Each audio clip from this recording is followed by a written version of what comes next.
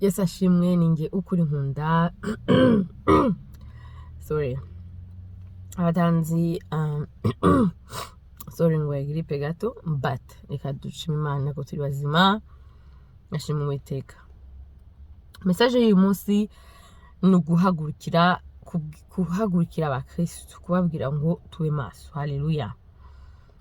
Turi mu bihe bitoroshye ngira ngo turabivuga cyane abantu barabyumva, ariko sinemeza yuko tubisobanukirwa cyangwa tubyumva uko twakagombye kubyumva, kuko ni ibintu tumva kenshi cyane twamaze kugira ibintu bimenyerewe. Ariko nagira nkubwire ko ubuzima bwawe cyangwa ubuzima bwanjye, ubuzima bwacu budepanda kuri tuzi. Haleluya. So kudepanda donc ubuzima bwawe buzagenda, iherezo ry'ubuzima bwawe bizaterwa n'ukuri uzi, bizaterwa n'ukuri uzi n'ibyo waciyemo n'ibyo ukora n'ubuzima wahisemo. Wabishaka utabishaka ufite iherezo, nanjye mfite iherezo, uzapfa baguhambe bagushiremo igitaka ugende. So it doesn't matter ubwiza ufite, it doesn't matter amafaranga ufite, ibyo ntacyo bivuze, amazu wubatse, diplome, aho uturuka, aho uva, ubwo reda hondo kwibanda kuri babandi donc bumva ko ari bitangaza, ntacyo bivuze. Ufite rendez-vous n'urupfu, kandi muri urwo rupfu ntabwo uzerekana diplome, ntuzerekana ubwo bwiza bwawe uvuga ko ari bwiza, ntuzerekana ibyo bintu uvuga, ahubwo uzerekana icyo mu mutima ufite, roho, spirit. Mumbabare mu Kinyarwanda afite kuntu rimwe na rimwe bingora kubishira ku magambo ari real, ariyo muzye munyihanganira, ariko ngira ngo bamushatse kumva icyo cyo kuvuga. So uyu munsi rero nkwibutse n'Imana ikwibutse yuko uko ugenda wegereza imyaka niko ugenda wegereza urupfu rwawe. Benshi tuzi ko Yesu azaza, abenshi ntabyo bazi, abenshi barabisuzugura, ariko nta kibazo. Uretse n'ibyo hari facts, hari ibimenyetso byerekana ko Yesu yaje ku isi, ntabwo ari ibintu abantu bavuga gutya gusa. Donc ibimenyetso birahari bigaragara bifatika yuko Yesu yaje kweri kandi agapfa akagenda. So ababyahakana n'abadahakana haravuga ati no, nikitumaza kari ukuri. At the end of the day ukuri kurahari, ndasenga Imana izaguhishura, ako niguhishura nawe wemere, kuko arabatemera bafite imitima ikomeye. Ikindi ngenda nashatse kuvuga nuko buriya ibyo duha agaciro kenshi muri ino si byo bifite agaciro. Reka mpere ku ijambo rivuga riti umugore wubaha Uwiteka utinya Imana uwo niwe mwiza. Ntabwo ubwiza bw'umugore ari inyuma uko ateye uko ameze, ariko cyabaje nuko niko turora. None cyabaje nuko n'abakristo niko bareba. Abakristo barahumye tellement que tugenda nk'abapagani, tureba abintu nk'abapagani, dutekereza nk'abapagani, decisions zifata nk'abapagani, kuko turahumye. Mu Cyongereza bavuga ngo carnal Christians, donc n'abakristo b'umubiri, b'abanyamubiri, ntago ari abanyamwuka. Kandi ibintu twahamagariwe twe turabanyamwuka, ngo twavutse bundi bushya, ngo si ukuvuka kubw'amaraso ahubwo kuvuga kubw'umwuka. Nubwo tuyiho mutubona tugenda nk'abantu, tuvuga nk'abantu, ariko twe twakagombye kureba ibintu byose umwuka, ibyo umwuka bikaza mbere y'ibintu byose. Ariko icyo baje muri minsi ya nyuma, nk'uko Yesu yamaze kwivuga, nta gitangaza gihari, ariko wenda guhamagarira nanjye nkihamagara kugira ngo ntituzabe muri abandi bamenye ukuri, kubera gukunda isi bagakurikira ibyo abapasiteri b'abanyamubiri bari kubigisha. Amen.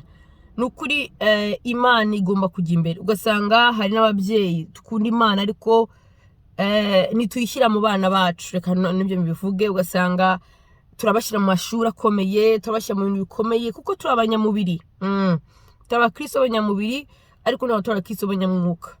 Rero tugomba gukora attention cyane, kuko nitutaba abanyamwuka nk'uko ijambo ry'Imana ritubwira, n'ukuri uzasanga ibyo wubakira uri kubakira ku musenyi, nta juru rihari. Kandi kuba uvuga ngo uzi Imana, kumenya Imana kubw'umwukanwa, ariko umutima uri kure yayo, uko si uko kumenya Imana. Uko Yesu yaravuze ngo benshi bazavuga bati nari nkuzi, nayishukanye abadayimoni, kubwo nirukanye abadayimoni mu izina rya Yesu. Umva n'umuntu uzi icyo akora, ntabwo umupagani yaze ngo yirukane abadayimoni mu izina rya Yesu. Ibyo bizaba ku muntu wamenye kumenya ko izina rya Yesu rikora, ariko azavuga ati sinabamenye kubera ibikorwa byanyu mwe banyabikorwa bibi, you workers of iniquity. Nibivuga ngo n'abantu bakora ibintu bibi. So ukuntu dukora n'ukuntu tubaho ni ikintu kiri ngombwa cyane mu gakiza. Ni ibintu bigendana, yego agakiza n'ubuntu, ariko kugakomeramo tukakabamo bisaba ko twiyemeza, tukihana, tukagira ibikorwa by'abakristo. Ibikorwa by'abakristo rero si ugusenga ngo ujye gusenga ujya ku musozi gusa, cyangwa ngo habaye igiterane uragiye, hoya. Hari ibikorwa birenga umukristo. Tugomba rwose kwisuzuma tukamenya ibyo turi gukora, ukavuga uti se iki nkora kweri nyikorera njyewe cyangwa nyikorera Imana. Hakaba n'abandi bakora inyungu zabo ariko bakoresha izina ry'Imana. Ugasanga abapasiteri benshi bari kuvuga ngo bari gukorera Imana ariko birirwa basabiriza nk'abantu batagira Imana. Ukamivuge kuko nicyo ni umwuka winjiye, kandi ugasanga umupasiteri abuguye muri uwo mwobo, ariko ntumenye neza ko ari Satani yakugendereye ugashaka gukoresha abakristo kugira ngo bagutunge, kandi siko bigenda. Ijambo ry'Imana bavuga ngo iyaguhamagaye izagutunga, siko biri. None ko ivuga ko izagutunga, kucyurirwa usaza abantu mu matwi ngo bagutunge. Simvuze ngo nidutunga abapasiteri, ariko ndi kuvuga iyo myuka niyo ndi kubwira muri kunyumva. Mwebwe muhora musabiriza, mwagize Imana isabirizi, mwagize Imana nkaho gukorera Imana ari agahato, ari umutwaro. Mugiye mwumva reko mudashoboye gukorera Imana, mubireke mwicare mujye gushaka akazi mutunga imiryango. Ariko aho guhora mufungura ama church, mufungura ama eglise, musaba amaturo, musaba ibya 10 ahantu hose, kumwaho ari abantu baguhamagaye. Nta bantu baguhamagaye, n'Imana yaguhamagaye. N'Imana yaraguhamagaye rero izakwitungira ubwayo. Kandi nabwo si ibintu byo kuvuga ngo, kandi unyumve neza, ibyo kuvuga ngo ntago abakristo ugomba gutanga. Ntabwo ndi kwica uwo mwuka winjiye wo gusabiriza mu musengero bivuye ku bakozi b'Imana, ngo abitwa abakozi b'Imana. Ubuzima ndabizi buragoye, ntago ari ikintu cyoroshye, ariko isi yose iragoye. Turebe iby'umwuka, turebe iby'umubiri. Imana yaraguhamagaye gukora akazi kawe neza, izagutunga. Nitagutunga nabwo uzashime. Niko biri. Ariko mureke gukoreshwa na Satani, mutuma abantu bataza mu rusengero, mutuma batagishaka nta kuvuga n'abakozi Imana, kuko ibyo mukora byose imyuka ibakoresha inyuma ni ya myuka ya greedy. Bagita gukiye kwifuza. Yo kwifuza. Ugasanga rero nibyo abapasiteri Imana abakozi babita abakozi Imana bari gushyira imbere, kandi naho bihuriye n'ijambo ry'Imana. Kuko Imana nimba ari yaremye isi n'ijuru, ni gute uzatazareka gutunga uyukorera? Kandi nabwo utagutunze ugomba kuyukorera. Ariko ntugomba gufata umutwaro w'abantu bwe ngo ugiye kugurisha ijambo ry'Imana. No kuri icyo kintu Imana izabahana abakomeza gukora ibyo bintu. Mureke kwitira ijambo ry'Imana kugira ngo mushyire imifuka yanyu ikure.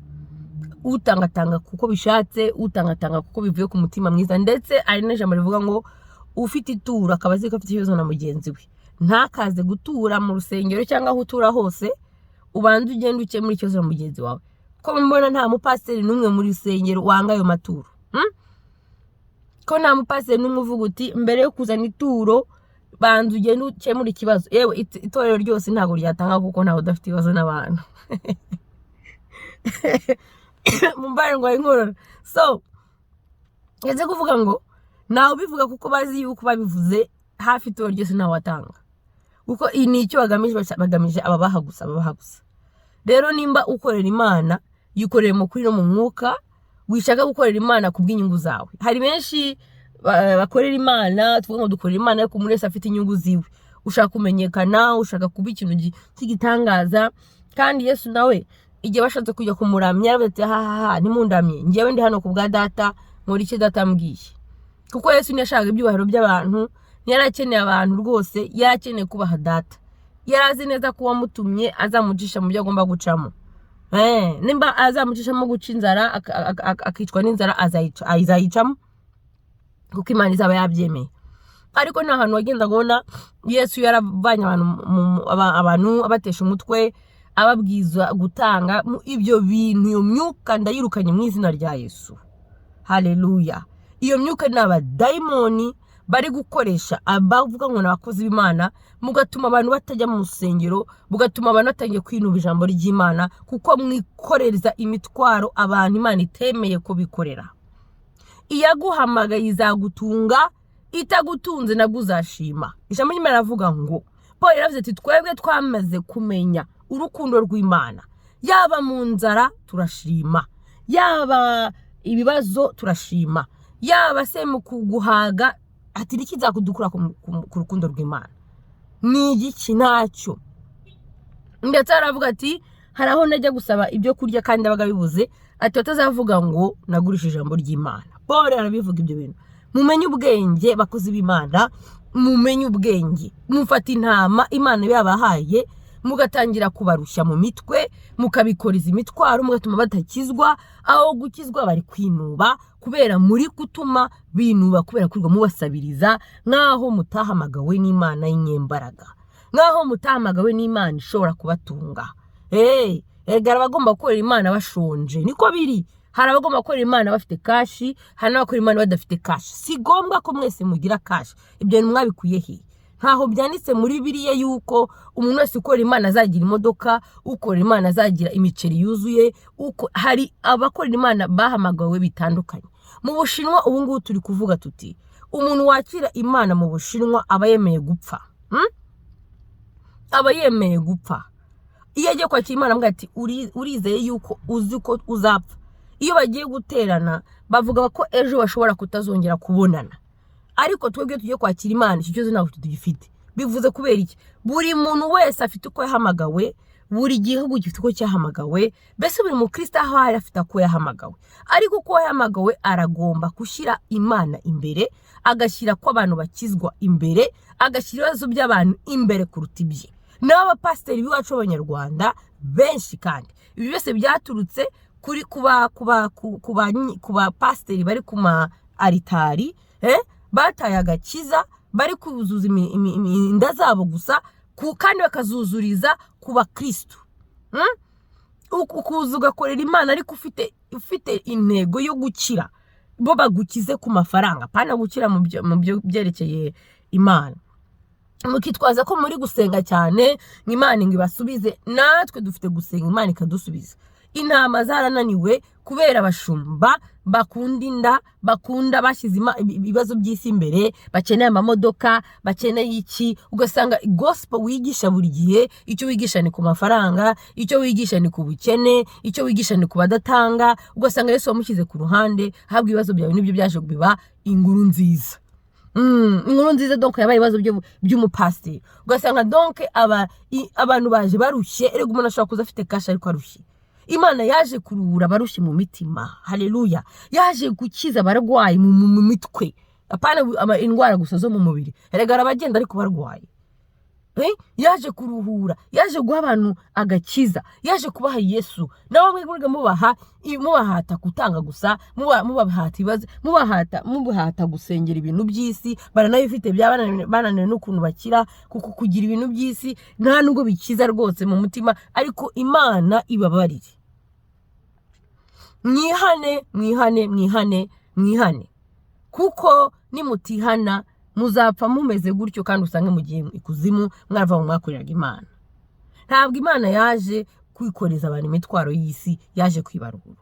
Mweba pasiteri mwahamagariwe kugira ngo abavangeliste, abapasiteri, abahanuzi cyane ntabwo mwaje, Imana yahamagaye muze mwikoreza abantu imitwaro y'iwanyu, imitwaro yawe. Ni wowe ukwiye gukorera imitwaro y'ababrebi, comment on appelle ça, intama. Ariko ahubwo ni wowe uri gukoreza intama ibibazo byawe. Ubwo sumva bitabaje. Nta muntu Yesu yikoreye umutwaro we. Yesu yaje ariyiriza, mwuka wera mujyana mu butayu. Hari ubutayu ucamo butavuye kuri Satani, muvuye ku mwuka wera. Aragenda, Satani amugerageza, no kugerageza kwawe kuva ku Mana, ntabwo ari kugerageza kuva kwa Satani. Ibyo nabyo tuzabyigaho. Arangije akora ministeri ye, nta muntu asabye, nta muntu ngo ntiyageraga n'ahaharara. None Yesu uyu munsi reka tumuvuge w'abapasiteri b'ikigiye, Imana y'abapasiteri b'ikigiye, Imana y'abakozi, Imana ngo mvuga bose benshi benshi ukoresha Bibiliya ngo benshi nibo bazayoba, benshi bazayoba. Ntabwo yaje avuga ati nago nariye kuki mutangaburira, wapi, yakoraga icyo agomba gukora, ukoze igiza akagikora ikiza. Yanabajije intumwa ngira ngo mwagomba kugabura abantu, arabaza ati mufite iki? Reka dutubure icyo mufite. Ntiyabashyizeho agatutu n'ibiki navuga byinshi ariko si ngombwa, message yumvikanye.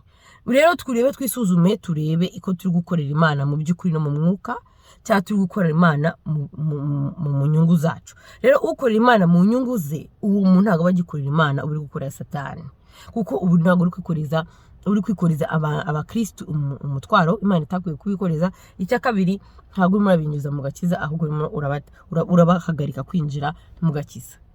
Iyi muntu uzi ko umupasiteri wabikoze hirya no hino, ni ukuri nutihana uzagira ingaruka mbi, Namwe bakristo tubishishoze, tusuzume, tumenye ijambo ry'Imana, dusenge mu kuri no mu mwuka, tumenye abo tugomba kumva no tugomba kumva, kandi dusome ijambo, twegere Mwuka Wera. Mwuka Wera aracyakura. Amen.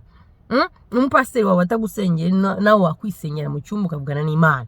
Kandi simvuze yuko tugomba kuzugura abapasiteri n'abakanuzi Imana yashyizeho kubwa, ariko hari abukuri, hari abinyuma, hari n'abaguye. Ukamenya umukozi Imana waguye, ukamenya ibyo Imana yakubwiye niba bivuye ku Mwuka Wera cyangwa ku mubiri cyangwa amarangamutima yiwe. Tubishishoze, turebe abari kutuyobora, aho tuyoborwa n'abandi. Erega ahashashagirana siko hose bari. Ntabwo ariko hose tusome ijambo ngo barabwirizaga bagataha bakajya gukora ijambo ry'Imana babigishije ririmo ariko ryanditse. Natwe rero ntidutinye, tumenye Imana, dushishoze kandi dukizwe by'ukuri, tuve hasi dukizwe, turebe iby'ijuru, tureke kureba iby'isi. Jamye ngo ukunda isi nta rukundo rw'Imana rumurimo. Ntabwo Imana yaje kuduha iby'isi, yaje kuduha iby'ijuru. Imana ibaha umugisha. Yari ukuri nkunda, ufite ikibazo ajya nikigira ambaze, nanjye nzafata igihe cyo kumusubiza uko Mwuka Wera azanyobera. Ndabakunda kandi mukomeze dusengerane. Yesu abaha umugisha. Amen.